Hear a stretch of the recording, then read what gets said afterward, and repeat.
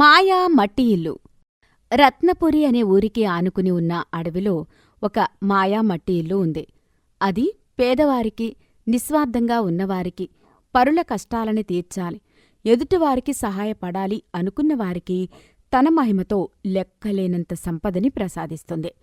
కాని ఆ మట్టి ఇల్లు విషయం ఈ తరంలో ఉన్నవారెవ్వరికీ తెలియక చాలా ఏళ్లుగా ఆ మాయా మట్టి ఇల్లు చేసే సహాయాన్ని ఎవ్వరూ పొందడంలేదు. ఇది ఇలా ఉంటే ఆ రత్నపురిలో సూరిబాబు అనే మధ్యవయస్సు వ్యక్తి ఉన్నాడు. అతను బ్రహ్మచారిగానే తన జీవితాన్ని గడపాలనుకుని జీవిస్తున్న మనిషి. అంతేకాదు అతను తన కష్టార్జితాన్ని పేదలకి, లేనివారికి ఖర్చు చేస్తూ మానవసేవే మాధవసేవ అనే సూక్తిని మనసా వాచా పాటిస్తున్న వ్యక్తే. ఒకసారి దిగులుగా కూర్చున్న సూరిబాబు దగ్గరికి ఒక పండు ముసలి వయసు బామ్మ వచ్చి ఇలా అంటుంది.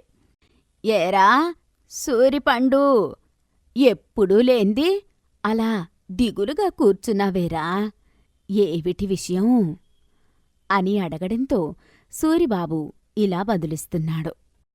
మరేం లేదు బామ్మ, మన ఊరి అనాథాశ్రమంలో పెళ్లి వయసు వచ్చిన 3 ఆడపిల్లలు ఉన్నారు కదా, వాళ్ళు 3కి మంచి కుర్రాళ్ళని వెతికాను. అన్నీ సవ్యంగా కుదిరితే వచ్చే నెలలోనే 3 పెళ్ళిళ్ళు కూడా ఒకే పద్నిట్లో చేద్దామనుకున్నాను. కానీ ఎంత ప్రయత్నించినా ఎక్కడా డబ్బు పుట్టడం లేదు. బహుశా నేను పెళ్లి చేసుకోకుండా ఇలా ఉండిపోయి ఇప్పుడు కన్యాదాన ఫలితం ఆశిస్తున్నందుకు ఏ దేవుడికైనా కోపం వచ్చిందో ఏమో. నా సంకల్పం నెరవేరేలా కనిపించడం లేదు అని చెప్పాడు. అప్పుడు బామ్మ సూరిబాబుతో ఇలా చెప్తూ ఉంటుంది. చాలే ఆపరా సూరిపండు, మీ కుర్రాళ్ళందరూ ఇంతే. ఎప్పుడూ ప్రతి విషయాన్ని దేవుళ్ల మీదే నెట్టేస్తారు. ఏ మనిషి బుద్ధికైనా కర్మకైనా దేవుడు ఎప్పుడూ బాధుడు కాదురా. ఆయన కేవలం నీ పుట్టుకకి మాత్రం కారకుడు. ఆ తరువాత ఆ జీవితాన్ని ఎలా నడుపుకుంటావో, ఎలా మలుచుకుంటావో నిర్ణయం నీకే వదిలేస్తాడు అని అంది. అప్పటికీ సూరిబాబు ఇలా అంటున్నాడు. ఏమోనే బామ్మ, నాకేమీ అర్థం కావడం లేదు అని చాలా నిరుత్సాహంగా అన్నాడు. అప్పుడు బామ్మ ఇలా అంటుంది.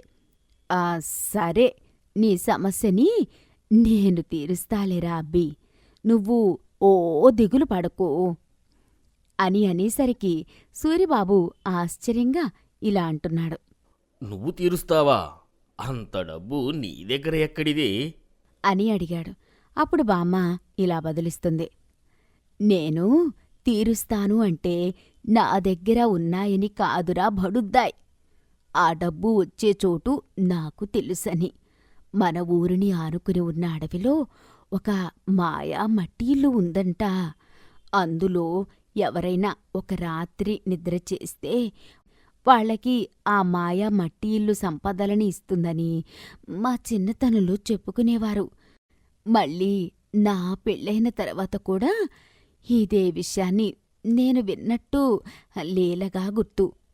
అందుకే నీలాంటి నిస్వార్థ మనుష్కులు అలాంటి మాయా మట్టి ఇంటితో సహాయం పొందితే అది అందరికీ ఉపయోగపడుతుంది అని చెప్పడంతో బామ్మ మాట ప్రకారం ఆ మాయా మట్టి ఇల్లు ఎక్కడుందో వెతుక్కుని అక్కడకు వెళ్ళి ఆ మాయా మట్టి ఇల్లు కనిపించాక ఇలా అంటున్నాడు. హో మాయామట్టి ఇల్లు, నేను 3 అనాథ పిల్లలకు పెళ్లి చేయడం కోసం నాకు కొంత డబ్బు అవసరం పడింది. దయచేసి నీ మహిమతో నాకు ఆ డబ్బు సమకూరితే 3 జీవితాలు నిలబడతాయి అని చెప్పి ఆ మాయా మట్టి ఇంట్లోకి వెళ్ళాడు. దానిలో ఎక్కడ చూసినా బంగారుమయంగా ఉండి ఎంతో విశాలవంతమైన ఏర్పాట్లతో ఉంది. అప్పుడు సూరిబాబు ఇలా అనుకుంటున్నాడు. ఏంటి విచిత్రం? బయట చూస్తే ఒక మట్టి ఇల్లులా సాదాగా ఉంది, కానీ లోపలంతా బంగారమయంగా ఉందే అనుకుని ఆ రాత్రికి ఆ మాయా మట్టి ఇల్లు ఇచ్చిన భోజన సత్కారాలు అందుకుని చక్కగా బంగారు మంచం మీద నిద్రపోయాడు. తెల్లవారి లేచి చూసేసరికి తనకు కావలసిన డబ్బు కన్నా ఎక్కువ డబ్బు అక్కడే బల్లమీద ఉంది. అప్పుడు సూరిబాబు ఆ మాయా చెట్టు ఇంటితో ఇలా అంటున్నాడు. మట్టి ఇల్లా, ఇందులో నాకు కావలసిన డబ్బు మాత్రమే తీసుకుంటున్నాను. మిగతాది నాకు అవసరం లేదు. అని చెప్పి కొంత డబ్బుని అక్కడే వదిలేసి కొద్ది డబ్బు మాత్రమే తీసుకున్నాడు. కాని సూరిబాబు వదిలేసిన డబ్బు కూడా అతని చేతుల్లోకే ఇచ్చింది ఆ మాయా మట్టి ఇల్లు. అప్పుడు అతనికి విషయం అర్థమైంది. ఆ సొమ్ము మొత్తం తనని తీసుకెళ్లమని ఆ మాయా మట్టి ఇల్లు చెబుతుందని, అలా ఆ డబ్బు తీసుకుని ఊర్లోకి వచ్చి తను అనుకున్న ప్రకారం ఆ ముగ్గురు అనాథ పిల్లలకి ఒకే మండపంలో పెళ్ళిళ్ళు జరిపించాడు. ఇంకా ఆ తర్వాత నుండి ఎవరూ ఏ సహాయం చేయాలన్నా తనకి డబ్బు కుదరని పక్షంలో ఆ మాయా మట్టియిల్లు సహాయం అందుకుని తను చేయాలనుకున్న మంచి పనిని పూర్తి చేస్తున్నాడు. అలా సూరిబాబు మాయా మట్టి ఇల్లు అనుబంధం గురించి, ఆ ఊళ్ళో ఉండే డబ్బున్న పెద్ద మనిషి, పైగా అధిక వడ్డీలతో జనాన్ని పీక్కు తినే అత్యాశ నరసయ్య దాకా ఈ విషయం వెళ్ళింది. అప్పుడు అతను ఇలా అనుకుంటున్నాడు. ఆ సూరిగాడికి అడవిలో సహాయం చేసి ఆ మట్టి ఇల్లు ఎక్కడుందో వెతికి పట్టుకుని అది ఇచ్చే సంపదని నేను కూడా తెచ్చుకుంటాను. కానీ లక్ష్మీదేవిని వాడిలాగా లేకి పనులకు వాడకుండా నేను చక్కగా నా ఇనపెట్టెలో భద్రంగా దాచుకుని అప్పు అన్నవాడికి ఇచ్చుకుంటూ వడ్డీలు తీసుకుని బ్రతుకుతాను అనుకుని ఆ మాయా మట్టి ఇల్లుని వెతుక్కుంటూ అడవిలోకి వెళ్ళాడు. ఒకచోట బంగారు దగదగలతో ఒక ఇల్లు ఆ అత్యాశ నరసయ్యను ఆకర్షించింది. అప్పుడు దాన్ని చూసిన నరసయ్య ఇలా అనుకుంటున్నాడు. ఇదేంటి, ఇక్కడ బంగారు ఇల్లు ఉంటే ఆ సూరిబాబు మట్టి ఇల్లు అని అందరినీ నమ్మిస్తున్నాడా? అయితే వీడేదో మంచోడనుకున్నాను, ఇంత మోసగాడా?